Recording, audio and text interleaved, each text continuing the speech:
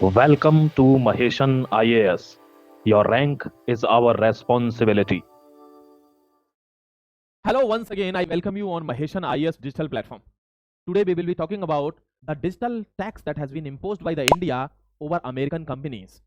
हमारे ऊपर 27 तारीख से 50% का एक्स्ट्रा टैरिफ इंपोज हो चुका है। हमारे कई सेक्टर क्रम्बल कर रहे हैं। बावजूद इसके हम भीख नहीं मांगेंगे, हमें झुकने की आदत नहीं है, क्योंकि यह कड़कपन हमें बड़ी सदियों बाद आया है। अब झुकने से ऐतराज है। भारत ने डिजिटल टैक्स इंपोज कर दिया है, क्योंकि रेसिप्रोकेशंस तो होंगी। अगर आप मेरे को चांटा मारते हैं तो दूसरा गाल आगे करने वाला समय चला गया, वो महात्मा गांधी के समय पे था। अब तो भगत सिंह के टाइप का समय है, यानी अगर आपने किसी को छुआ भी तो गोली चल जाएगी। और हकीकत में आज वही समय चल रहा है। कहते हैं चाणक्य की नीति से काम चल रहा है। चाणक्य का एक बहुत ही फेमस कोट है, दैट सठे साठ्यम समाचरित, यानी कोई अगर आपके साथ सठता का व्यवहार करता है तो do the same with him और हर। उसके साथ भी आप सठता का ही व्यवहार करो, तभी काउंटर कर पाओगे। अगर आप झुक गए तो वो आपको और दबा देगा। Exactly that is what happening across the world and what Americans are doing with the Indians, because they know we are emotional people and we are the civilized one. हम लोग बहुत ही सभ्य हैं, सिविलाइज्ड हैं और बहुत इमोशन हैं। हम रिश्तों में बहुत ज्यादा यकीन रखते हैं और इसी का फायदा उठा रहा है कौन? यूएस। आपको पता होगी, आपने देखा होगा, आपको एक हल्का सा सिनेरियो बताता हूं। आपने देखा होगा कि भारत के ऊपर टैरिफ्स लगाए जा चुके हैं, यानी यूएस ने इंडिया के ऊपर 50% टैरिफ इंपोज कर दिए हैं। हाँ, हमारे कई सेक्टर इससे प्रभावित हैं। हमारा टेक्सटाइल सेक्टर इससे प्रभावित है, हमारे जेम्स एंड ज्वेलरीज इससे प्रभावित हैं, हमारे सेमीकंडक्टर सेक्टर इससे प्रभावित है, क्योंकि ये एकदम से रुक गया। इसमें काफी सारा जॉब डाउनफॉल भी हुआ है। लेकिन फिर भी बावजूद इसके हमारे यहां से देखो, आपको एक चीज दिखा देता हूं। एक देखिए एक बार, ये देखिए एक बार, यानी India's, how do India's tariff compare. बहुत ध्यान से समझना, यह समझने वाली बात है। ये देखिए, US, Japan, European union, Russia, Africa, ये हमारे क्या है? ये हमारे टैरिफ्स हैं। अब यहां पर क्या हुआ? इंडिया का देख लीजिए टैरिफ 18% मैक्सिमम जाता था। अब प्रॉब्लम क्या हो गई है? ये कहां गया है? 50%। आप देख लीजिए, किसी देश की इकोनॉमी भी क्रम्बल कर जाएगी, वहां के लोगों की जॉब भी जाएगी, बहुत प्रॉब्लम होगी। लेकिन बावजूद इसके हमको झुकना नहीं है। झुकना क्यों नहीं है? क्योंकि यह व्यक्ति यहां पर खड़ा हुआ है, इसलिए झुकना नहीं है। यह विजनरी लीडर है, trust me, he is a visionary leader. मैं कोई बीजेपी का सपोर्टर नहीं हूं, या कांग्रेस का सपोर्टर नहीं हूं, या आम आदमी पार्टी का सपोर्टर नहीं हूं, बट बीइंग द इंडिविजुअल, अगर आपको देश के हितों के लिए काम करना होता है तो आपको विजनरी होना ही पड़ेगा। You can not live without saying Narendra Modi is a visionary leader. Yes, देखिए क्या है विजन। विजन भी आपको दिखाता हूं। Amazon, Google, Meta, Microsoft. ध्यान रखना, आपको विश्वास नहीं होगा, अमेजन लगभग 5,000 करोड़, गूगल कम से कम 30,000 करोड़, मेटा 1,500 करोड़, माइक्रोसॉफ्ट 36,000 करोड़। ये इतने रुपए कमा के ले जाते हैं कहां से? इंडिया से। और कोई इनका अपना इन्वेस्टमेंट नहीं है इंडिया में, केवल ऑनलाइन डिजिटली ये कमा रहे हैं। यहां इनका कोई अपना ऑफिस नहीं है, ये डिजिटली कमा रहे हैं माय डियर। आप सोचना बात की गहराई को। बिजनेस क्या होती है कि अगर आप हमारे ऊपर इस सेक्टर में टैक्स लगा रहे हो, 50% टैक्स लगा दिया है, मेरे पास भी I have something to put you in under the pressure of the taxes. देखिए, बहुत ध्यान से समझना, अमेजन, मेटा, गूगल और इतने, इसके साथ साथ और कितनी है? 86 अदर, गूगल, मेटा समेत 86 अदर कंपनीज पर जो गवर्नड बाय यूएस हैं, हमने क्या किया है? हमने 6 to 8% का डिजिटल टैक्स लगा दिया है। क्या लगाया है? Digital tax. आजा बेटा मैदान में, ये लो, हमसे पैसा कमा रहा है, हमारी बिल्ली हमसे ही म्याऊं। हमसे पैसा कमा के हमको आंख नहीं दिखा सकता।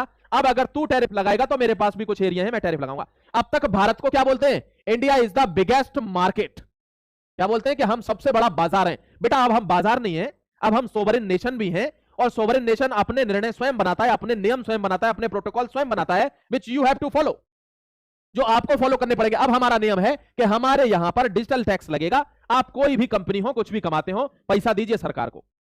दूसरी सबसे महत्वपूर्ण बात, इस चीज से आधी कंपनियां थर थर थर कांप रही हैं कि ये क्या हो गया? ये तो सूखा पैसा आ रहा था, ये अमेरिका ने क्या करवा दिया। अब ट्रंप को गाली दे रहे हैं कि इसकी हरकतों की वजह से सारा मामला डूबेगा।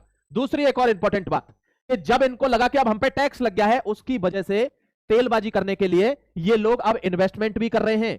यानी मैं आपको बता रहा हूं, इन चारों कंपनीज ने भारत में इन्वेस्टमेंट शुरू किया है, अलॉन्ग विद एप्पल। एप्पल का तो मैंने नाम नहीं लिखा, ये देखिए, एप्पल $3 ट्रिलियन की कंपनी है। और अभी मैंने आपको थोड़ी देर पहले बताया था क्या, ओपन एआई के सीईओ ऑल्टमैन, ऑल्ट में सैम ऑल्टमैन ने भी क्या किया है कि मैं इन्वेस्टमेंट करने वाला हूं नेक्स्ट ईयर इंडिया में। ये किस वजह से हो रहा है? एलोन मस्क ने स्टारलिंक में यहां इन्वेस्टमेंट कर दिया है।